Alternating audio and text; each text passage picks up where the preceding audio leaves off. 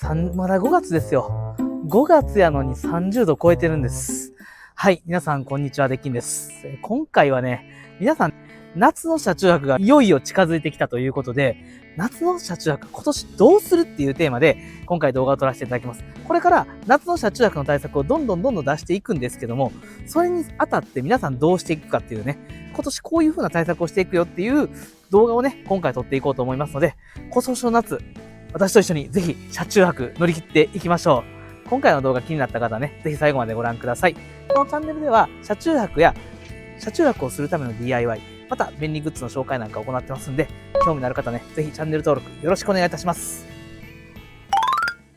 はい、ちょっと車内の方に戻ってきました。見ての通りね、日差しはもうめちゃくちゃきついです。正直、日中なんかは日傘とか差している女性は本当に多いですし、車内なんてちょっと日中放置するだけで、車内余裕で30度後半、40度近くなっていくし、本当にね、これから夏車中泊していくには、いろんな準備が必要だなっていうところも踏まえて、私は今年こういった準備をしているよっていうところも踏まえて、今回ね、動画を撮っていきたいと思うんですね。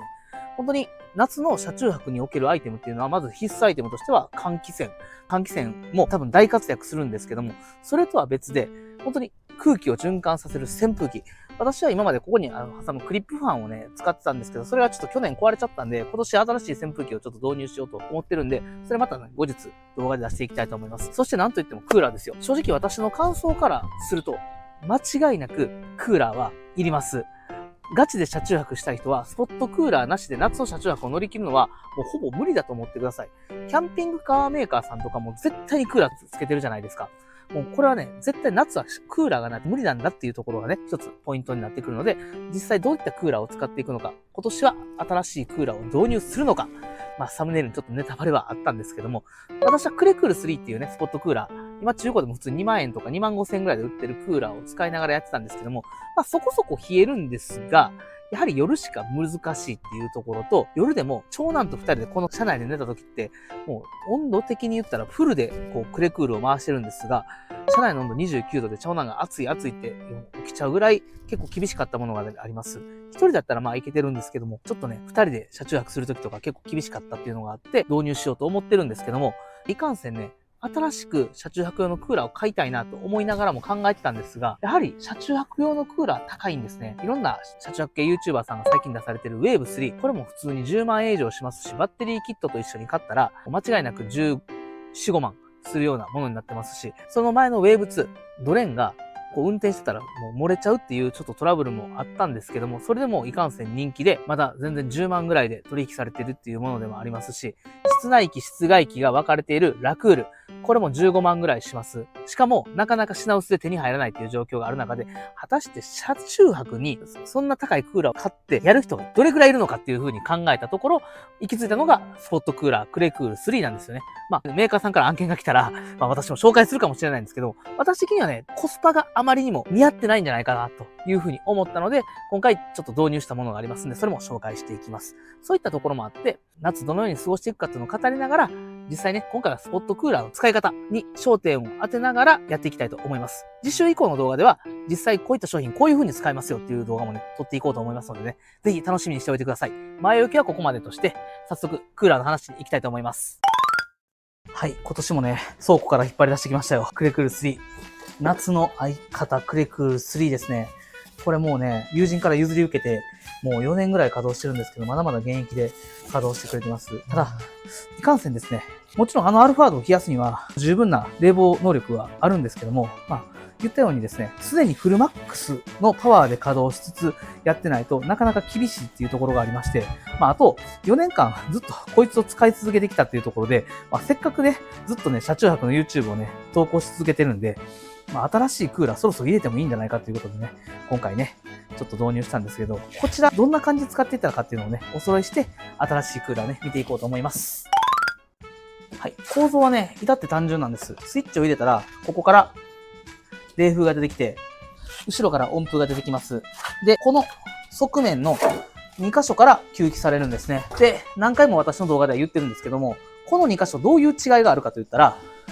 こっちから吸い込んだやつがこう冷風として出てきて、この右側から吸い込んだやつが温風として出てくるっていう機能がありまして、これはね、室外機、室内機が中に入ってるからですね。家庭用のクーラーっていうのは室内機と室外機が分かれてるから、効率よくね、熱交換ができるんですけども、こういったスポットクーラーとか窓用エアコンっていうのは、基本的にコンプレッサーが中に入ってまして、室内機と室外機が一緒になっているという形になってます。なので、基本的に室外機ってね、外に出てるじゃないですか。外の空気をこの裏から取り込んで、そしてこっちから出してるんですね。それと同じことをしてあげないといけないからダクトが2本いるよっていう話をどの YouTuber さんもされてます。だから基本的に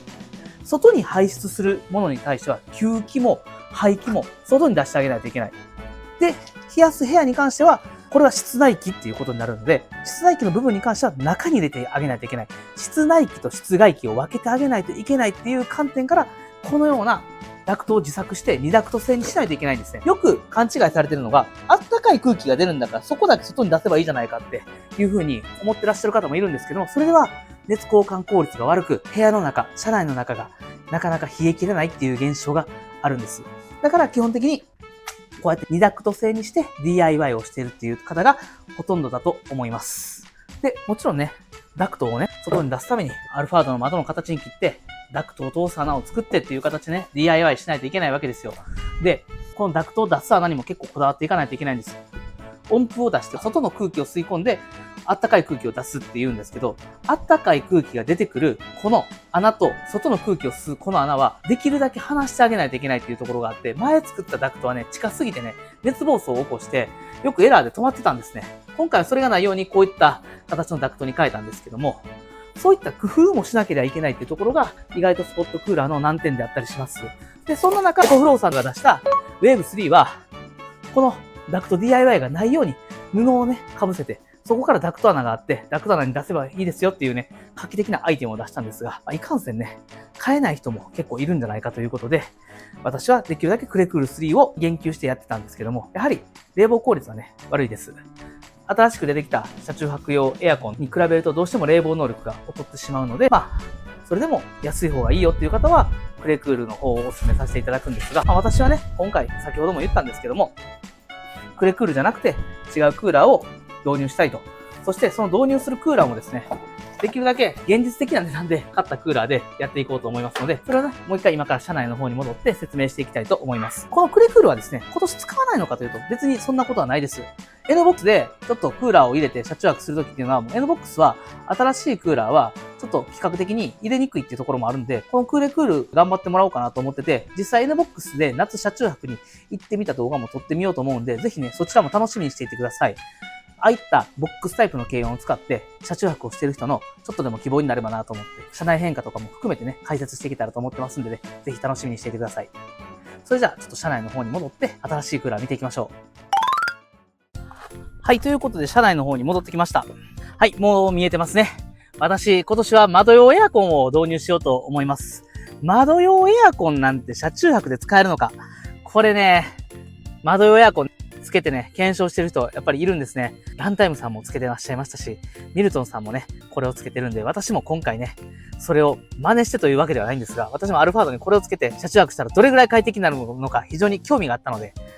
これを導入しました。で、今回ですね、導入した金額発表していきつつ、どのようにして使っていくのか、シミュレーションね、やっていきつつ、実際に使っていくための DIY は次週以降の動画で発表していこうと思いますので、ぜひね、忘れないようにね、興味のある方、チャンネル登録をしていただいて、通知オンにしていただけると助かります。はい、ということで、こちらなんですけども、コロナウィンドファンっていう形で、ウィンドファンの中では比較的有名なメーカーだと思います。で、こちらなんですけども、2020年式のものですね。最新のものではないんですが、こちら、ジモティでなんと2万円で譲っていただきました。譲っていただく条件としてはですね、こちらのウィンドエアコン、結構使い古されてて、白っこファンにカビもあるし、結構この辺も汚れてますよっていうことだったんですけど、なんと私、本職でエアコンの清掃ができる人間なので、持って帰って分解して洗浄してピカピカにしました。これね、本業で一番やっててよかったって思う瞬間ですね。エアコンをきれいにできるっていう人なかなかいないと思うんですけど、これ全部バラバラにして全部きれいに洗いました。もし、うちのエアコンきれいにしてほしいなっていう方ね、ぜひね、YouTube のコメント欄に残しておいていただいたら、私、相談に乗ることもできるかもしれませんので、ぜひね、その辺、デッキンってエアコンの清掃できるんだっていう風に、ちょっとね、覚えておいてもらったらなと思います。はい、余談でしたが、こちらね、使っていくんですけども、こちら、ジモティで2万円で譲っていただいたんですね。2万円ってね、めちゃくちゃ安いですよ。まあ、このコロナのウィンドファン、今新品で買ったらね、2025年式の一番新しいタイプで、価格 .com で一番最安値を調べても48,000円ぐらいしてました。価格 .com のね、テロップの方をちょっと貼り付けておこうと思うんですけども、だいたいそれぐらいなんですね。なので、狙い目としてはメルカリやヤフーフリマとか、そういったところで、中古のものを買ってくるのがいいのかなと。私がもらった時は結構ね、もうカビ臭かったし、そういったところがあったんで、洗えたので良かったんですけど、洗えない方はね、新品買った方がいいのかなと思うんですが、それでも、車中泊専用エアコンの10万円とかから比べたらね、5万円以内で買えるっていうことを考えたらね、リーズナブルなんですが、おいおい、ちょっと待てよと。これじゃあ実際どうやってつけんねんと。こんなの普通に2ダクト製でやった方が絶対いいやないかっていう人もいると思うんですけども、またできるだけね、これを取り付けていこうと思うので、ぜひね、実習以降の動画をね、見ていただけたらと思います。で、原理なんですけども、こいつもですね、室内機、室外機、一体型のエアコンになります。この正面に出てきてるのは室内機ですね。室内機です。ここから吸い込んで冷たい風がこう来るんですね。で、後ろ側が室外機になりますので、後ろ側を外に露出する必要があります。ちょっと後ろ側見ていきましょう。はい、これ後ろ側ですね。後ろ側も全く同じ対になるような形の作りになってまして、この部分から外の空気を取り込んで、あったかい空気をこの部分ですね。ここからシロッコファン出てるんで、ここから出してくると。ってことは、さっきのクレクール3もそうなんですけど、シロッコファンが室外機用と室内機用の2つになってるし、ここの熱交換器も2枚ついてるっていう形になるんですね。なので、先ほども言ったように原理は全く同じなんですが、クレクールと一番大きな違いがですね、冷房能力に大きな差があります。横の方に参考までに記載させていただきますが、基本的にこちらのウィンドウエアコンはクレクールの2倍ぐらいの冷房能力があるという形で言ってました。チャット GPT に聞いたらね、そんな感じで言ってたんでね、その辺の資料もね、貼り付けておこうかなと思うんですが、そこに期待なんですね。じゃあ実際どうするんだよと。いちいちここにこのクソでかいダクトを DIY して外に出してくるのかっていうところでいくと、結構それするとね、意外と効率が悪かったりするので、ちょっとね、その辺は考えてるので、ぜひ次週以降楽しみにしていてください。一応こんな感じの作りになっていて、値段は2万円という形と、重さ的にはこっちの方が重いんですかね。基本的に窓に取り付けるアタッチメントをアルファードにつけようと思ったんですけど、アルファードは取り付けられないので、ここに突っ張り棒とか、家具落下防止のこういったやつを、ここにグッとこう取り付けてですね、ぐらつきのないように運転してても倒れないような形でちょっとやっていこうかなと思います。で、ドレーンですね。ドレーンはじゃあどこから出てくるのかというと、基本的にドレーンは蒸発させて外に排出するっていうタイプになってます。ここにね、ドレーンを蒸発させるプロペラみたいなのがついてて、ここに水が溜まるんですけど、この水を、このプロペラを回転させて拡散させて、ここから出してくるっていう形になってるので、基本的にちゃんと設置してあげれば、ドレーン水は漏れないような形になってるので、うまく使っていけたらなというふうに思ってます。ちなみに先ほどのクレクールもノンドレーンのタイプになってますので、車中泊には結構優しい設計になってます。その分ね、ちょっとね、冷房効率が落ちちゃったりするんですけどね、そこは仕方ないのかなというふうに思います。はい、それじゃあ次ですね。じゃあ実際こいつは車中泊で動かしても大丈夫なぐらいの電力なのかいっていう形になるんですが、参考までにクレクール3はだいたい約400から450ワットを使う形になるんですね。実際私の車は4500ワットアワーの電力を積んで車中泊に行くことができるので、10時間ぐらいは稼働するよっていう形になるんですが、じゃあこいつはどうなんだと今から稼働させていきます。はい。今、このコロナのウィンドウエアコンが稼働しましたんで、ちょっと室外機のあったかい空気をね、外に出すために、ちょっとこれぐらい開けておきましょう。冷たいこの冷風なんですけども、正直ですね、クレクールとは比べ物にならないぐらい冷たい空気が出てます。じゃあ実際吹き出し口が何度なのかっていうのをね、これを使ってちょっと試してみようと思うんですけども、一応稼働したてにもかかわらず12度。これもっともっとね、冷たくなってくるんですよ。これぐらい冷たい風が出てくれて、で、扇風機で拡散すれば、もう全然やれるのかなっていう形にはなるんですけども、漢字の消費電力はなんぼなんだいっていう形になるんですが、漢字の消費電力は、こちらですね。インバーターに書いてあるやつなんで、正確かどうかわかんないんですけども、約570ワット。クレクールより約100ワットぐらい高い電力で動くんですね。それでも出力が2倍ぐらいになってて、クレクールから約100ワットから120、30ワットぐらい強いぐらいだったら、電気のコスパはいいのかなというふうに思うんですけども、あとはこの熱交換さえしっかりしてあげれば、元気に動いてくれて、しっかりとね、この車内を冷やしてくれるという形になるんですよ。なので、実際にエアコン付きで車中泊しようと思ってらっしゃる方は、このサブバッテリーが今200アンペアアワーを積んでるんですけども、最低でも400から600、これは必要かなっていうところと、まあ、200だったとしても、プラスアルファ 2000Wh クラスのポータブル電源が1機ないと一晩を過ごせないんじゃないかなという形になってきます。なので、手持ちのこのサブバッテリーですね。このサブバッテリーと、そして、ポータブル電源で、一回今年の夏ね、こいつを使って車中泊をしていこうかなっていう時に、本当に実践で耐えうるのかどうかっていうのをね、見ていってもらえたらと思います。なぜ私が今、サブバッテリーとかポータブル電源を言ったのかというと、実際に本当に4年前とかって、もうこんな大容量のポータブル電源やサブバッテリーが安く買える時代ってなかったんですよ。今本当に安くて、300アンペアアワーでも、リタイムさんのやつでも7、8万で買えたりするんですね。昔はもう余裕で10万とか超えてて12、3万したものが、まあ半額とまでは言わないんですけども、かなり安くなってきたっていうところもあって、導入できる人も出てきてね、DIY でサブバッテリーシステムを組める人が出てきたりとか、ポータブル電源だって 2000Wh クラスが本当にもう7万とかで売られてる時代になってきたので、まあこのエアコンをね、搭載して車中泊を行けるぐらい大容量のバッテリーを導入しやすくなったんじゃないかなということで、まあ今年もしっかりね、クーラーのね、夏の動画を撮っていきたいなというふうに思ってたんですよ。だから、基本的にはバッテリーありきでやると。大容量のバッテリーを準備してクーラーを使うと。そして大容量のバッテリーのない方は RV パークで電源をね、借りてね、やっていくと。備え付きの 12V のね、クーラーとかと違って、こちらは AC100V で動く、家庭用電源で動くので、クレクル3ももちろんそうなんですけども、まあ、RV パークとかに行くと、非常に快適にね、クーラー使い放題で夜を過ごせる形になりますので、まあ、電源サイトに行って使ってもらったりとか、そういった使い方ができるという形になりますので、ぜひね、この窓用エアコンが今年どれぐらい活躍するのか、気になる方はね、実習以降の動画もね、ぜひチェックしてみてください。はい、ということでですね、今回は今年の夏どうやって過ごす、どういう風にするっていう動画をね、出させていただきましたが、いかがだったでしょうか。皆さんのね、夏の過ごし方、私はこういう風に工夫してるよとか、そういったこともあればね、ぜひコメント欄に残していってください。避暑地に行って車中泊をするとか、標高の高いところに行って車中泊する。もうそれももちろん正義なんですけども、毎回なかなかそんなんできないじゃないですか。そのためだけに標高の高い場所に行くと。まあ、車中泊って基本的にちょっと思い立ったら出かけられて、その辺で車中泊するっていうのもね、車中泊の醍醐味だと思ってるんで、その辺でね、車中泊をするためにもね、こういった夏のアイテムって必須だと思うんで、もうクーラーなしでは夏の車中泊は厳しいんじゃないかと私は思ってるので、今回こういった動画を撮らせていただきました。はい。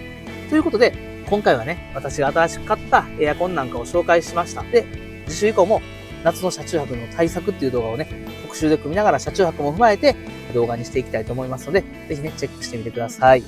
はい、ということで今回はこれで動画を終わっていきたいと思います。